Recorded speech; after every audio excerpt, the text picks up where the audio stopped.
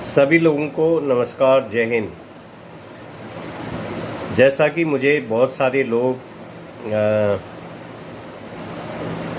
YouTube channel के माध्यम से, फ़ोन के माध्यम से पूछ रहे हैं कि देश की जो रक्षा सुरक्षा व्यवस्थाएं हैं, सशस्त्र बल हैं, इसमें जो भी सुधार हैं, वेलफेयर संबंधित सुधार हैं या सुरक्षा संबंधित सुधार हैं, उसके लिए कौन कौन लोग जिम्मेदार होते हैं, कौन कर सकते हैं उसको। तो आज मैं इस वीडियो के माध्यम से आप लोगों को जानकारी दूंगा। जैसा कि असम राइफल के लोग भी मुझसे पूछ रहे हैं कि असम राइफल इतना त्याग, पराक्रम, शौर्य, सेवा और बलिदान की एक फोर्स है, लेकिन अभी तक अपने वास्तविक हक से वंचित है। एक एमओडी ऑपरेशनल कमांडेड फोर्स है। तो आज मैं आप लोगों के आपके प्रश्नों का जवाब दे रहा हूँ, क्योंकि ये पूछ रहे हैं supreme court, high court, supreme court के अलावा और कौन इस चीज़ में, देश की रक्षा सुरक्षा व्यवस्था में और जवानों के वेलफेयर में सुधार लाकर उनको जायज़ हक दिला सकता है। तो मैं आपको बताता हूँ। जैसे जम्मू कश्मीर मिलिशिया फ़ौज थी, जो कि जिसके डीजी ब्रिगेडियर लेखराज सिंह पवार थे, वो भी एक जम्मू कश्मीर मिलिशिया भी एक army MoD operational commanded force थी, लेकिन वो मिलिशिया फ़ौज थी। और तो उसकी स्थापना के वो 25 से 30 साल के बीच ही वो पूरी तरह से एमओडी आर्मी रेजिमेंट बन गई थी। तो उसका जो वास्तविक हक दिलाने में सीसीएस यानी कि केंद्रीय कमेटी ऑन सिक्योरिटी और राष्ट्रीय सुरक्षा परिषद, नेशनल जो सिक्योरिटी काउंसिल है, उसका भी योगदान था।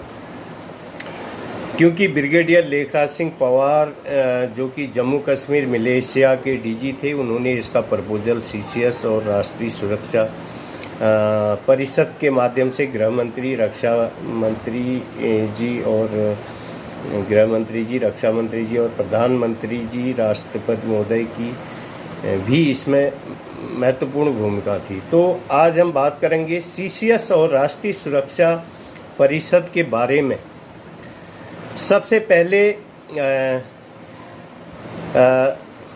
जो सुरक्षा पर जो कैबिनेट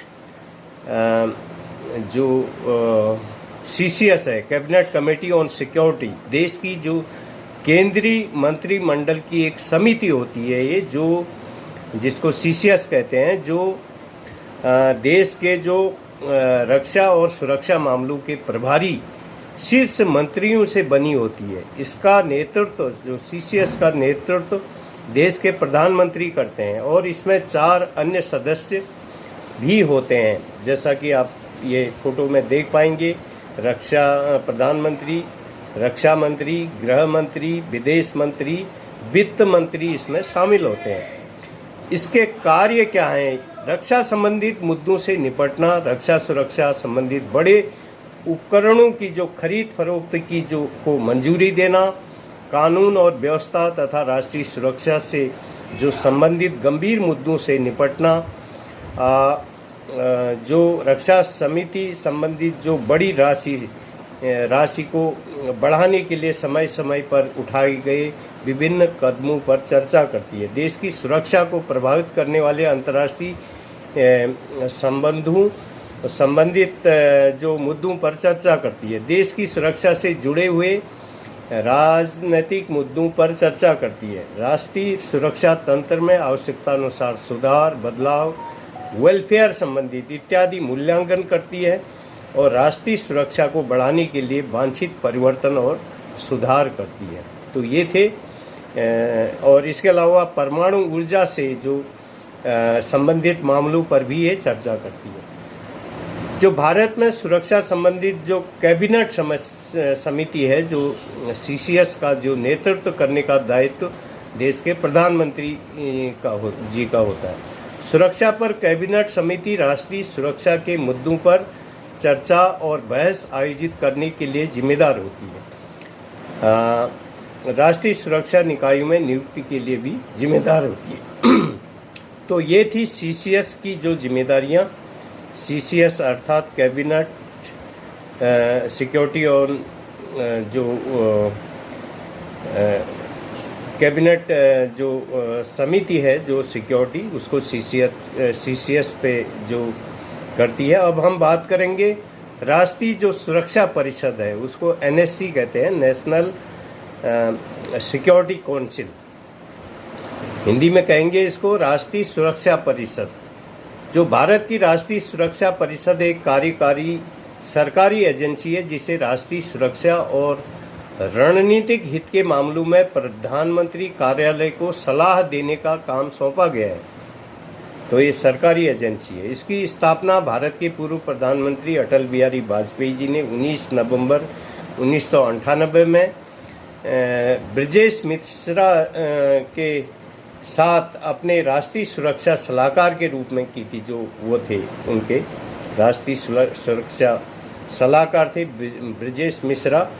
तो राष्ट्रीय सुरक्षा परिषद के गठन से पहले इन गतिविधियों की देखभाल प्रधानमंत्री जी के जो प्रधान सचिव हैं द्वारा की जाती थी। इससे पहले 1998 से पहले जो सुरक्षा परिषद नहीं थी, तो इसका गठन 19 नवंबर 1998 को हुआ था। अधिकतर अधिकार क्षेत्र भारत सरकार, मुख्यालय इसका राष्ट्रीय सुरक्षा परिषद सचिवालय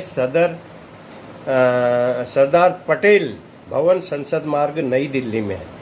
इसके उत्तरदायी जो है मंत्री जो प्रधानमंत्री जी होते हैं और सरकार कार्यपालक राष्ट्रीय सुरक्षा सलाहकार होते हैं। जो इस समय के मुख्य नेशनल सिक्योरिटी एडवाइज़र हैं, जो मुख्य हैं वह हैं अजीत डोभाल साहब हैं, और राजेंद्र खन्ना उपराष्ट्रीय सुरक्षा सलाहकार हैं।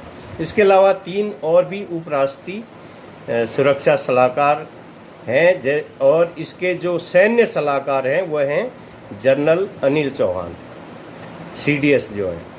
तो राष्ट्रीय सुरक्षा सलाहकार बोर्ड, राष्ट्रीय सुरक्षा सलाहकार बोर्ड को पहले राष्ट्रीय सुरक्षा सलाहकार और भारतीय विदेश सेवा के पूर्व सदस्य ब्रजेश मिश्रा द्वारा सोचा गया एक राष्ट्रीय सुरक्षा सलाहकार बोर्ड में सरकार के बाहर प्रतिष्ठित राष्ट्रीय सुरक्षा विशेषज्ञों का एक समूह शामिल है। सदस्य आमतौर पर वरिष्ठ जो सेवानिवृत्त अधिकारी हैं और नागरिक के साथ साथ सैन्य, शिक्षाविद और नागरिक समाज की विशिष्ट सदस्य होते हैं जो इसमें होते हैं, जो आंतरिक और बाहरी सुरक्षा, विदेशी मामलों, रक्षा, विज्ञान, प्रौद्योगिकी और आर्थिक मामलों में विशेषज्ञता रखते हैं। यह थी जानकारी CCS cabinet committee on security और राष्ट्रीय सुरक्षा परिषद नेशनल सिक्योरिटी काउंसिल के विषय में। तो हमारा आप लोगों को जवाब मिल गया होगा। तो ये जो देश की जो रक्षा सुरक्षा संबंधित जो बड़े मामलों का जो निपटारा, तो ये समिति और ये परिषद जो CCS और राष्ट्रीय सुरक्षा परिषद जिसको नेशनल सिक्योरिटी काउंसिल कहते हैं, ये दोनों भी इस समस्या का समाधान कर सकते हैं। सुप्रीम कोर्ट के न्यायपालिका के अलावा ये भी कर सकते हैं। तो समाधान करने के लिए CCS cabinet committee on security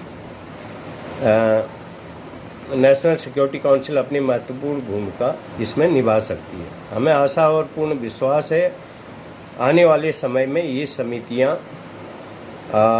जो भी, जैसे असम राइफल को भी न्याय दिलाने में उनको उनका असम राइफल की जो जायज़ समस्या का समाधान करने में अपनी महत्वपूर्ण भूमिका निभा सकती है। तो ये थी जो जानकारी जो CCS और राष्ट्रीय सुरक्षा परिषद के विषय में। आशा है आप लोगों को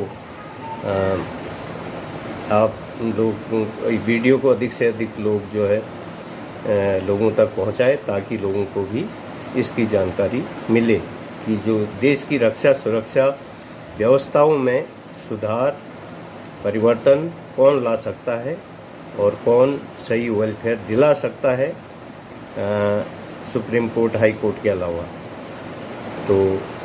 तो आज के लिए इतना ही। धन्यवाद। जय हिंद।